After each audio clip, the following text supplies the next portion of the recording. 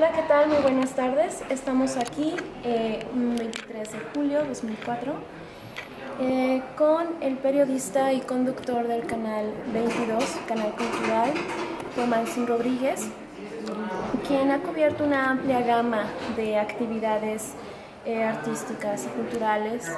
Ha fungido como crítico y jurado de varios festivales de cine, tanto internacionales como nacionales. Y bueno, que en el día de hoy va a responder algunas preguntas con respecto a el proyecto de mi tesina, que se titula El cine mexicano en la óptica de los agregados culturales, análisis de discurso de la película Babel 2006. Bien, te comento a grandes rasgos de lo que lo que es mi tesina. Lo que yo busco con esta investigación son dos cosas. Uno, cómo es proyectado el cine mexicano a los ojos de los extranjeros, cómo a través del cine, que es una manifestación artística, puede ser manifestado para los ojos de personas de otros países, y qué es lo que dice con la imagen del país.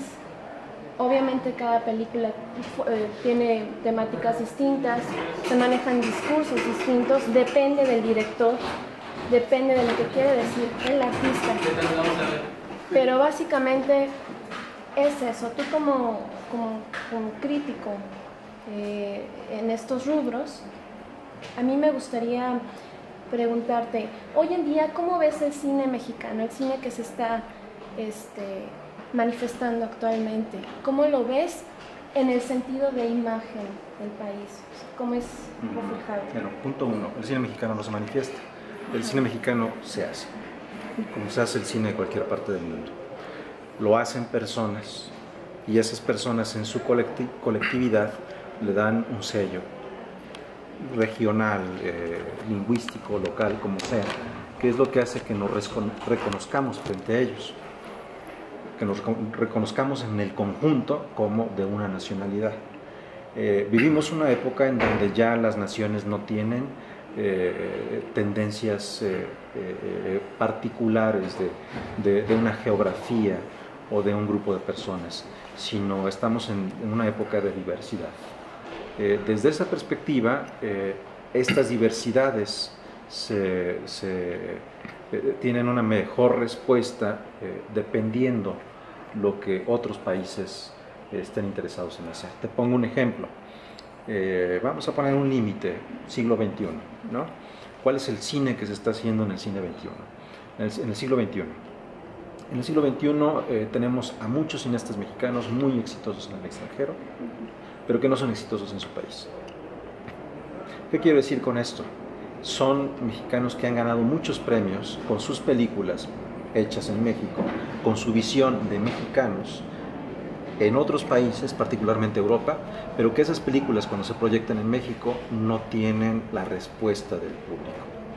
La pregunta es, perdimos, hablando en conjunto, hemos perdido la posibilidad de conectar con nuestro público, o nuestro público ha dejado de ser mexicano. Me refiero a si ha dejado de ser mexicano, si le gustan las cosas mexicanas. Hay un problema cuando hablamos de nacionalidades y de países tan jóvenes como nosotros, en donde pareciera que nuestra identidad no solamente la vamos ganando y definiendo nosotros mismos, la definen los políticos, la definen sus artistas, pero también nos la han definido. Te pongo un ejemplo, hoy jugó México un partido en el Mundial de Fútbol.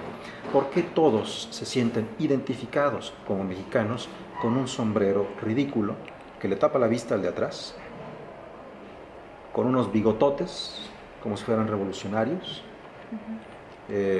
Incluso algunas imágenes ridículas que vi hoy, como un señor con su sombrero, sus cananas y un burro de peluche. ¿Por qué eso nos hace sentirnos mexicanos? ¿Por qué en México una película como Nosotros los Nobles no es una película original, es una copia de una película que ya se hizo antes, que hizo Buñuel aquí mismo en México, que se llama Gran Calavera? ¿Por qué esa película es exitosa? ¿Por qué los mexicanos si somos tan abiertos frente a las expresiones artísticas del resto del mundo, por qué somos tan limitados a las expresiones nacionales y somos mucho más cerrados a nuestros propios ámbitos clásicos, ¿no? El típico charrito, el típico sombrero, el típico bigote. Ahora, desde otra perspectiva, saliendo esto, estoy hablando de México, de otra perspectiva, más planteado el caso del cine. ¿Qué es lo que ocurre con el caso de Francia? ¿Cuáles son las películas mexicanas que consume Francia? Tú vas al extranjero, he ido a muchos países y todos me dicen, en México, Amores Perros. Y por Amores Perros es del 99. ¿Acaso no se ha producido nada más que impacte al resto del mundo desde el 99? O te dicen, sí, el cine mexicano, Cuarón, Iñárritu, Del Toro. Cuarón, Del Toro, Iñárritu tienen muchos años de no hacer películas en México. Son directores mexicanos, nacieron en México, se deben a una cultura en México. Pero su expresión artística ha sido fortalecida y crecida más allá de los límites, contradicciones y beneficios que te puede dar compartir un espacio cultural. Y que además también se ha sumado más a los códigos de una cinematografía internacional, muy bien hechos, son grandes directores, pero sus códigos están cifrados más en una cinematografía determinada por el mercado de Hollywood que por la cinematografía mexicana. Cuando hablo de códigos, entonces vuelvo al caso de Francia. ¿Cuáles son las películas mexicanas que tienen éxito en Francia? Son aquellas que tienen los códigos de la cinematografía francesa. Si tú ves, por ejemplo, películas de Robert Bresson, si tú ves películas del danés Carl Dreyer, vas a encontrar los códigos que maneja muy bien Carlos Regadas. Es un buen cineasta, tiene una muy buena propuesta y tiene una fotografía maravillosa, pero está cifrada en estos códigos, en códigos que se entienden más allá que aquí. Aquí se entienden los universitarios o aquellos que pretenden ser intelectuales. El problema del cine es que estamos frente al espectáculo más importante de la humanidad en este momento. En cualquier parte del mundo se ve cine. Y entonces cuando te encuentras con un joven, dicen, no, pues que yo sé mucho, he visto muchas películas, sé de cine. El que tú comas hamburguesas no te hace especialista en hamburguesas. O no te hace y mucho menos te hace especialista en la alimentación. Es lo que ocurre con el cinéfilo. Ni siquiera es el cinéfilo. Es el que ocurre con el cinéfago, si se permite el término. Aquel que devora el cine. No es el que ama al cine, el que mira el cine del mundo, el que ama la expresión cinematográfica. Es el que consume la nueva película, el nuevo estreno, y con ello el vaso, las palomitas, el DVD, todo lo que está atrás, ¿no? Que consume el cine de la misma forma como va a un centro comercial. Por eso las salas cinematográficas en México, no en todo el mundo, están dentro de centros comerciales. Y por eso tú llegas y dices, a ver, ¿a cuál entramos? No, pues esta ya se pasó, pues la otra. O sea, no tenemos como un gusto específico, sino la que se acomode. Cada vez menos tenemos películas en nuestro propio idioma, digo, en el idioma original, cosa que era clásico en México. Ahora tienes todo doblado, casi. Difícilmente te encuentras la versión original si quieres oírla en otro idioma. Y la otra es, a partir de Batman Begins, de Christopher Nolan, por primera ocasión en México se colocaron películas, 4 o 5 películas del mismo largometraje en un mismo complejo, reduciendo así las posibilidades y las opciones. Estoy dándote como un escenario para tratar de entender qué es eso que nosotros podemos hablar o considerar como cine mexicano. Literalmente es el cine producido en México, pagado con los impuestos de quienes pagamos impuestos, de donde se saca un subsidio para crear las películas que determinan el cine. Y de esas, muy poquitas hace la iniciativa privada, como Nosotros los Nobles, como Después de Lucía. Son muy pocas, se hacen, pero son muy pocas. En México se están haciendo un poco más de 100 películas al año, somos más de 100 millones de habitantes, lo que significa que prácticamente se hace una película por menos de 100 millones de mexicanos. Entonces, ¿qué es cine mexicano? ¿Y por qué entonces películas como las de Reigadas tienen una muy buena aceptación en Francia? Esa es la pregunta. Ajá. Cuando estamos hablando de cine mexicano, exitoso en el extranjero, es un cine que está hablando códigos, sí, cinematográficos, de la historia de la cinematografía, pero está apelando más a una historia universal que a una historia local. Sin embargo, tú ves, por ejemplo, una maravillosa película como Las tortugas pueden volar, iraní, está hablando en códigos, sí, de Europa, con muchos elementos europeos, pero está hablando de una historia local. Pareciera que cada vez más los mexicanos no quieren ser locales. No está mal.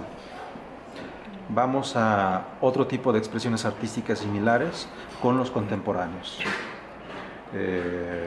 Por ejemplo, tenemos a Alfonso Reyes, nuestro gran escritor del siglo XX. Alfonso Reyes decía, nosotros debemos ser como un árbol, mis raíces están en México, pero desde las ramas puedo ver el resto del mundo. Creo que es bueno que tú puedas ver, por ejemplo, una película mexicana como Año Bisiesto,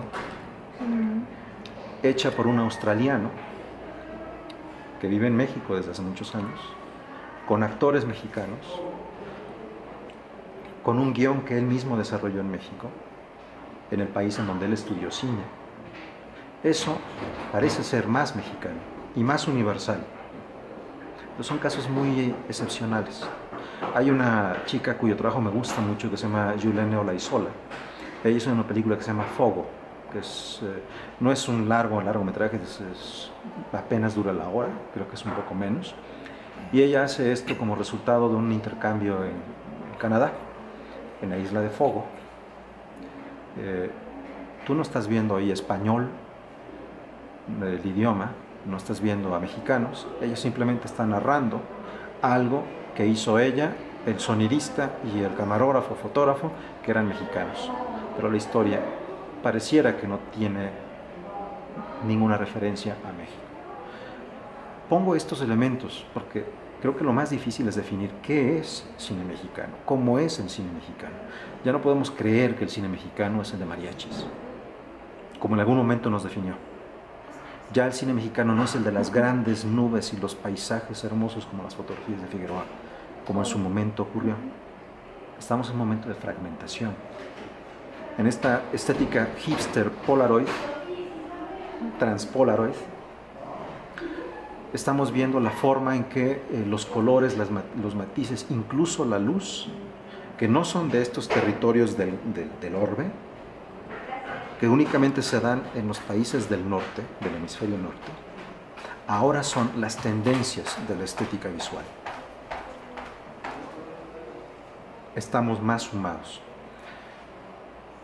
Por eso creo que, hablando desde el punto de vista del exterior, poco hacen relaciones exteriores mexicanas en términos culturales. Me ha tocado ver en diferentes momentos, en diferentes países, que tienen grandes limitaciones que básicamente tienen que ver con el presupuesto.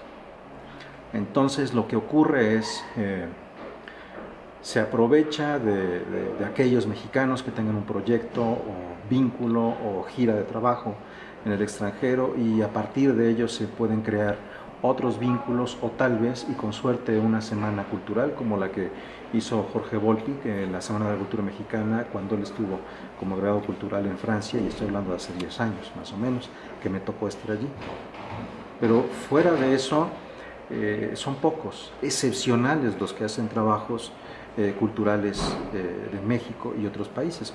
Uno de ellos es Edgardo Bermejo, quien estuvo como agregado cultural de México en China, después en Dinamarca, atendiendo a los países nórdicos, volvió a México, trabajó un corto periodo en Conaculta, en Relaciones Internacionales, y ahora está como uno de los principales personajes que tienen que ver con la cultura del British Council en México. Son muy pocos quienes buscan una expresión de lo artístico y de aquello que es lo cinematográfico. Hay mucho vínculo con Francia, pero mucho de lo que ocurre con Francia y México obedece más a los gobiernos, más que a los gobiernos, a los ciudadanos. Te pongo un ejemplo: la Alianza Francesa de México. En el mundo hay la Alianza Francesa, que es el órgano a través del cual Francia no solamente enseña su lengua, sino sus motivos culturales, que llega hasta la gastronomía. Para los franceses eso también es cultura, igual que el cine. Hay una excepción: la Alianza Francesa en México no fue un órgano establecido por el Servicio Exterior francés en México. Es una asociación civil creada entre franceses y mexicanos que después fue tomado por Francia, o ayudado o pagado por Francia.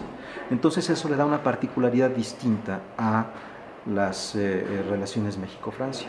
Participé en el festival Travelin Junior en Rennes, en Francia, en 2011, y esto fue el año que, recordarás, hubo el conflicto entre Sarkozy y Calderón, que iban a crear una semana cultural, intercambios, y nunca pasó nada porque estuvo la diferencia a partir del caso de Florent Cassés. Entonces de repente se perdió el apoyo para este festival, pero fueron los franceses y los mexicanos quienes salvaron todo y quienes pusieron el dinero, y en particular una asociación civil francesa, Clair Obscur, que pagó el boleto de muchas personas, incluido yo mismo, para poder llevar a cabo este encuentro entre cultura y cineastas mexicanos allá.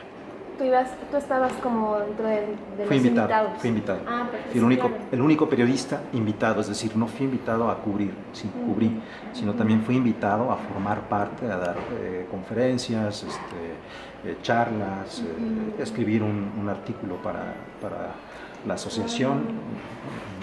Fue como un boicoteo finalmente, porque ya no se llegó a solidificar bien ese. Era un festival, ¿no? No fue un boicoteo, sino simplemente los gobiernos ya no apoyaron. Sí. Eso ocurre con la cultura, que es cosmético. Y que dejó mucho que hablar de la imagen de México y de la mala, de los dos. De la mala organización que hubo. De los dos, porque fue, sí, tiene que ver el caso de Cassés, que son cosas mucho más. Genaro García Luna, el entonces procurador, que todo el mundo sabe que nadie se le ha visto, que nadie le ha visto otra vez desde que dejó su cargo con Felipe Calderón, quien lo defendió a capa y espada, que estuvo manejado mediáticamente, que no sabemos si ella era culpable o no, simplemente porque el caso estuvo mal llevado, que los franceses temían que la asesinaran, por eso es que salió con chaleco antibalas en el aeropuerto de la Ciudad de México, y que Sarkozy utilizó eso como una bandera nacionalista para demostrar a los extranjeros y a los propios franceses que hasta dónde era capaz de llegar para poder defender a su país. El hecho simple y llano es que, más allá de todas estas particularidades, que no son solo particularidades, son cosas muy profundas y reveladoras, es que no hubo política, y Calderón y Sarkozy tuvieron un tête-à-tête, es decir, chocaron contra sí mismos porque son exactamente iguales, ¿no? Y sus reacciones viscerales de la misma manera. Más allá de eso, el resultado fue que permeó en los vínculos entre estos dos países, y uno de ellos fue este festival que se iba a celebrar una semana después del desencuentro entre estos dos mandatarios. Pero bueno, eso es como para redondear un poco todo eso. Recuerdo también cuando Jorge Volpi hizo la Semana de la Cultura Mexicana hace 10 años en París, en los cinemas MK2.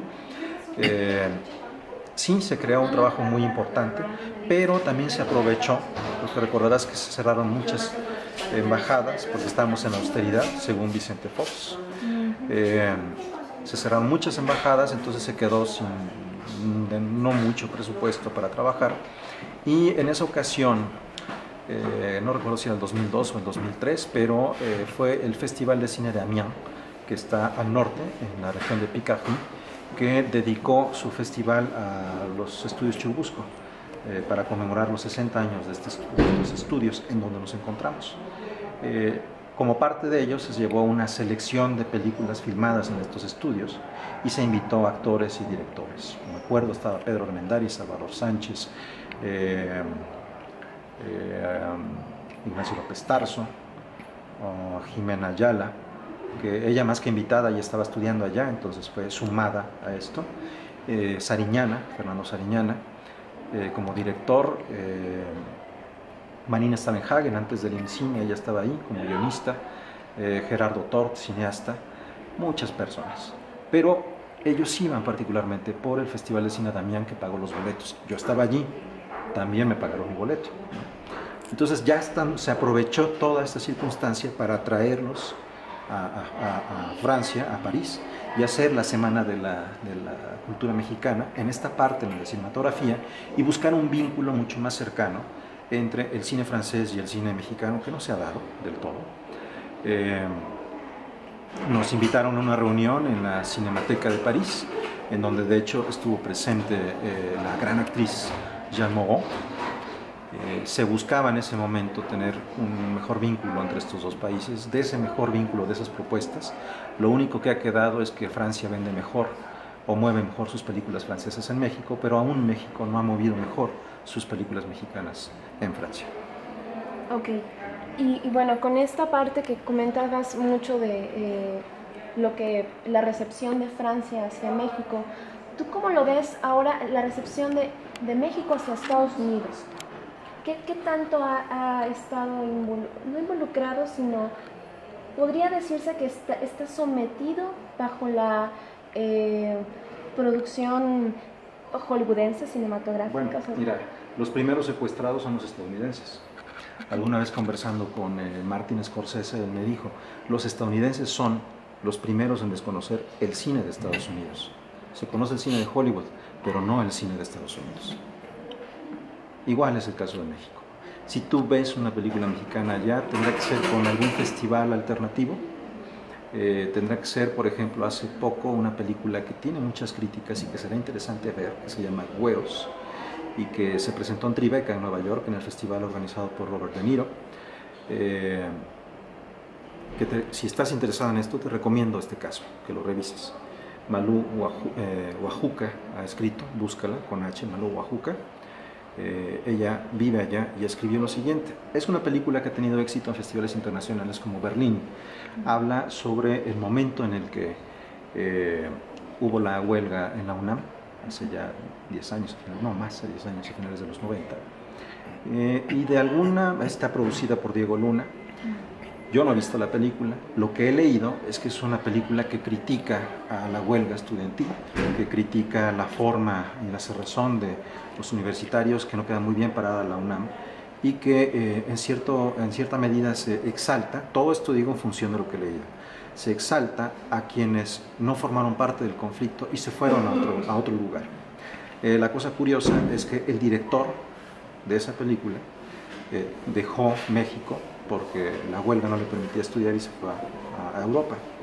Y también es curioso que se llame Güeros la película, ¿no? Entonces esto ha provocado un desencuentro. Es una película que ha tenido buenas críticas en el extranjero, pero hasta el momento algunos de los mexicanos que la han visto no la han recibido bien.